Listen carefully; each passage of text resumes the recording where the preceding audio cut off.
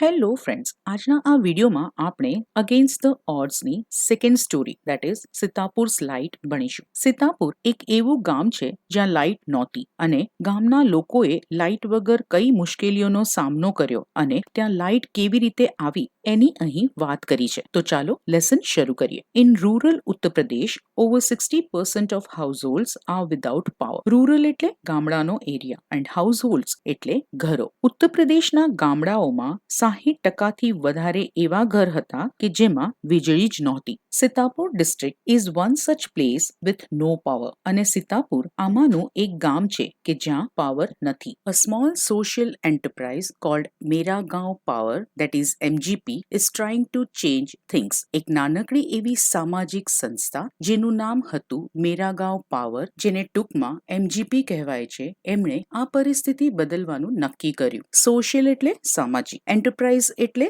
સંસ્થા. They are putting 2 solar panels at a time. At a time એટલે એક સાથે. તેમણે એક સાથે 2 સોલાર પેનલ્સ મૂકવાનું શરૂ કર્યું. In just over a year, MGP has connected more than 3,500 customers to solar powers mini grids at a village level. Connected એટલે જોડવું, કસ્ટમર્સ એટલે ગ્રાહકો, મિની ગ્રીડ્સ એટલે નાની સોલાર પેનલ્સ. તો માત્ર એક જ વર્ષમાં MGP નામની સંસ્થાએ પોતાની સાથે 3500 કસ્ટમર્સ જોડી લીધા, જેમની ઘરે તેમણે સોલાર પેનલ્સની મિની ગ્રીડ્સ ગામડાઓમાં ઘરે ઘરે લગાવી દીધી. Village by village, MGP is building a network of low-cost solar microgrids that provide 2 LED lights and mobile charging point to all paying households at a cost of ₹25 per week. Low cost એટલે સસ્તા ભાવે, building એટલે બનાવી રહ્યું છે, provide એટલે આપે છે, પર વીક એટલે કે દર અઠવાડિયે. તો ગામડે ગામડે MGPએ આખું નેટવર્ક ઊભું કર્યું અને સસ્તા ભાવે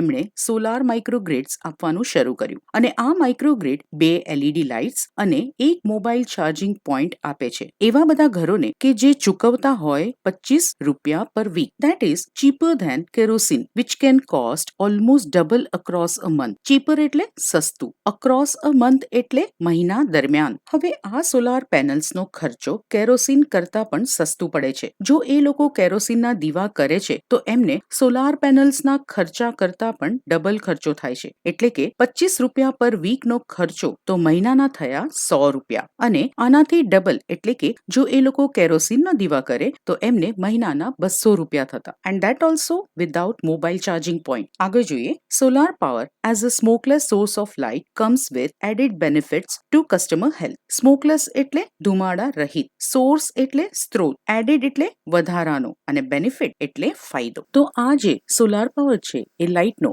એટલે કે ઉર્જાનો ધૂમ્ર રહિત સ્ત્રોત છે અને આની સાથે એક વધારાનો ફાયદો પણ છે કે કસ્ટમરના હેલ્થ માટે ગ્રાહકોને પ્રદૂષણ રહિત લાઇટ મળી રહે છે. Installing a microgrid is a grand event in the village and everyone gets involved. Involve થવું એટલે જોડાવું. અને આ તો ગામડું હતું, તેથી આ જે માઇક્રોગ્રીડ ઇન્સ્ટોલ કરવા આવે છે ત્યારે ત્યાંનો આ એક ભવ્ય પ્રસંગ બની જાય છે અને ગામના બધા જ લોકો આમાં ઇન્વોલ્વ થઈ જાય છે. In the village of Damdampurwa, the team maps the village house by house beneath the scorching mid-sun, working out where to place each wire so as to connect customer to the power station. સ્કોચિંગ સન એટલે બળબળતા તાપમાં, power source એટલે ઉર્જાનો સ્ત્રોત, connect એટલે જોડાવું, beneath એટલે નીચે. તો દમદમપુરવાના ગામમાં આ જે MGP ની ટીમ છે તે ઘરે ઘરે જઈને મેપ્સ ધ વિલેજ એટલે કે ગામને માપે છે કે કઈ રીતે આપણે કામ કરીશું, આ પેનલ ક્યાં મૂકીશું વગેરે. તો આ જે ટીમ ગામમાં બળબળતા તાપની નીચે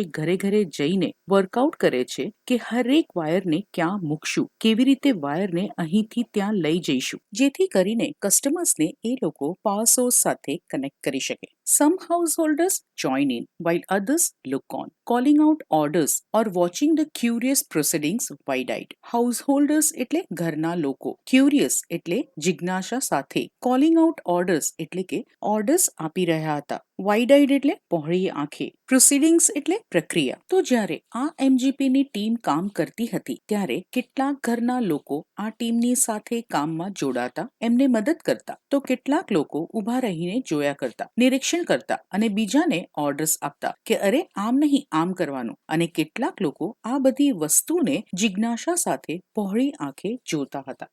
The roof of a sturdy brick-walled home in each village is always chosen as the site for the panel and the battery. Sturdy એટલે મજબૂત, roof એટલે છત, brick-walled એટલે ઈંટવાળું ઘર. તો પેનલ અને બેટરી લગાડવા માટે ગામની એક મજબૂત ઈંટવાળા ઘરની છત સિલેક્ટ કરવામાં આવતી. Azaz, one of the company's first electricians to be recruited from the local district block of Reusa, installs the panel in a southerly direction to capture as much sunlight as possible. Southerly એટલે in a southward direction, દક્ષિણ દિશામાં. સદલીમાં અહીં R silent છે એટલે સ્પેલિંગમાં R છે પણ એને ઉચ્ચારવાનો નથી. રિક્રુટેડ એટલે ભરતી કરવી, કેપ્ચર એટલે પકડવા માટે. તો અઝાઝ નામનો ઇલેક્ટ્રિશિયન છે. One of the companies first electrician એટલે કંપનીએ ઘણા બધા ઇલેક્ટ્રિશિયન્સને સ્ટાર્ટિંગમાં કામે રાખ્યા હતા એમાંનો એક. તો અઝાઝ કંપનીનો પહેલો એવો ઇલેક્ટ્રિશિયન હતો કે જેની ભરતી થઈ હતી રેવસાના સ્થાનિક ડિસ્ટ્રિક્ટ બ્લોકમાંથી. એણે સધરલી ડિરેક્શનમાં સોલાર પેનલને એવી રીતે ઇન્સ્ટોલ કરી હતી કે સૂર્યની શક્ય એટલી વધારે ઉર્જા પેનલ કલેક્ટ કરી શકે. We are saving our environment with these lights and there's no pollution in our homes either, says a farmer from the village. Environment એટલે પર્યાવરણ, પોલ્યુશન એટલે પ્રદૂષણ.